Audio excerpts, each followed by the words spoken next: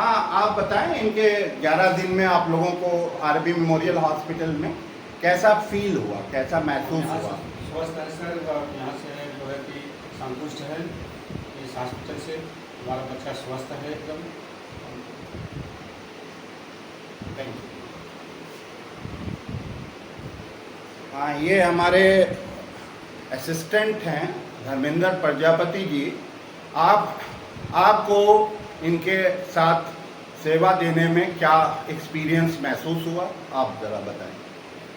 इनको सेवा देने में हमें बहुत ज़्यादा ही एक्सपीरियंस महसूस हुआ, जिसके अंतर्गत लंबी लाइनें हैं। इनकी सेवा करने में मुझे बहुत आनंद भाव से सब जगह हर तरीके से इनके साथ लगे रहे हम लोग। या अच्छे हैं, हमें बहुत खुशी मिली। आप कुछ कहेंगे?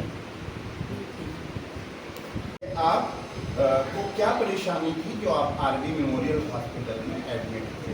सर, हमारे शरीर में दर्द था और सांस लेने में दिक्कत आ रही थी, और जिसके कारण हम एक जिले के प्रतिष्ठित हॉस्पिटल में गए हुए थे, जहाँ पे हमें पहले से पता था कि आप वहाँ पे रहते हैं।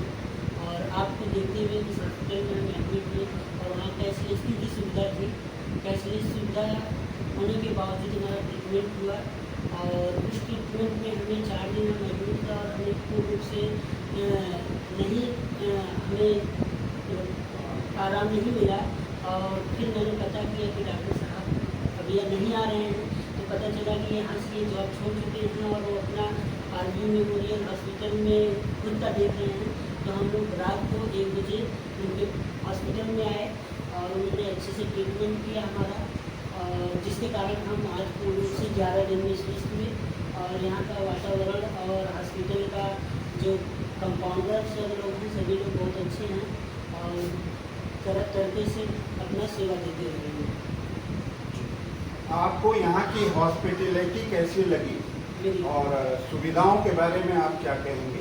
आपको कहीं बाहर तो नहीं जाना पड़ा कोई जांच करने या किसी चीज़ के लिए? यहाँ पे तो सारी सुविधाएं उपलब्ध हैं, जो हार्ट के रिलेटेड या फिर एक्सरे हो या फिर आपका ये हार्ट संबंधी जो हाँ, भी जितनी भी जांच जाँच होती है सारी यहाँ पे उपलब्ध हैं और कहीं जाना नहीं पड़ा। सारी जाँच अच्छी हुई और जिसकी वजह से हम आज पूर्ण रूप से स्वस्थ हैं। मैं डॉक्टर मेहर अब्बास, वरिष्ठ हृदय रोग विशेषज्ञ, आरबी मेमोरियल हॉस्पिटल जौनपुर। ये पेशेंट हमारे पास मिस्टर अवधेश कुमार यादव जी हमारे पास 23/9/2024 की रात्रि तकरीबन 1 बजे हमारे हॉस्पिटल में ट्रायज में आए। तो मैंने फ़ौरन ही इनको देखा, इवैल्यूएट किया, तो इनकी ट्रॉप टी पहले से पॉजिटिव थी, जो कि इनका इलाज भी चल चुका था जिले के एक प्रतिष्ठित हॉस्पिटल में, और ट्रॉप टी उनकी पॉजिटिव थी।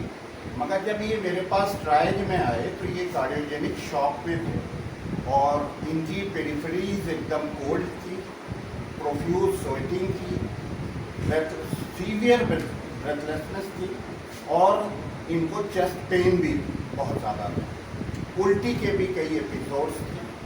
तो मैंने इनको इवैल्यूएट किया और मैंने इनका, चूँकि टॉप टी इनकी पॉजिटिव थी, तो मैंने इनका वी स्कैन किया, जो कि एक मोबाइल की तरह की डिवाइस होती है, उससे मैंने इनका बेड साइड ईको किया। और ईको करने के बाद उनका इजेक्शन फ्रैक्शन उसमें बहुत कम था और ईको में सेगमेंटल वॉल मोशन एबनॉर्मेलिटी मौजूद थी। तो उसके बाद मैंने इनका कार्डियक प्रोफाइल वगैरह भेजा और भेजने के बाद मैंने इनको CAD लाइन में मैंने ट्रीटमेंट शुरू किया।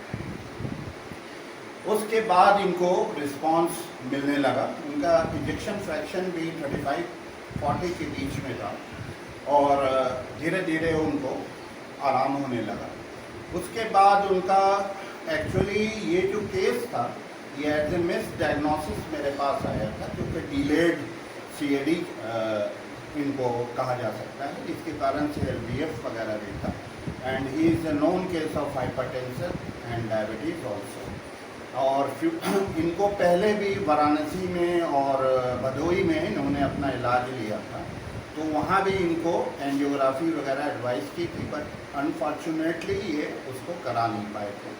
और इसके बाद ये CAD में लैंडेड हुए और इनको जो है बहुत ज़्यादा ब्रेथलेसनेस थी, जो कि LVF था। बाद में इनको चूँकि ये कॉम्प्लिकेटेड मायोकार्डियल इन्फेक्शन का केस था, तो इनको ड्रेसलर निमोनिया भी डेवलप हुआ, जो कि बहुत कॉमन होता है। और उसके बाद उस that is diagnose by HRCT chest, इनको बायलैटरल निमोनिक इफ्यूजन था। और उसके बाद मैंने उस इफ्यूजन के लिए मैंने टैप भी किया और डायग्नोस्टिक रूरल टैपिंग भी की, और उसके बाद मैंने इसको as a Dressler pneumonia diagnose किया। और उसमें हम लोगों ने इंडोमेटासिन इनको चलाया। तो उसके बाद जो है, बाद में मैंने जब टैप किया तो वो ड्राई था।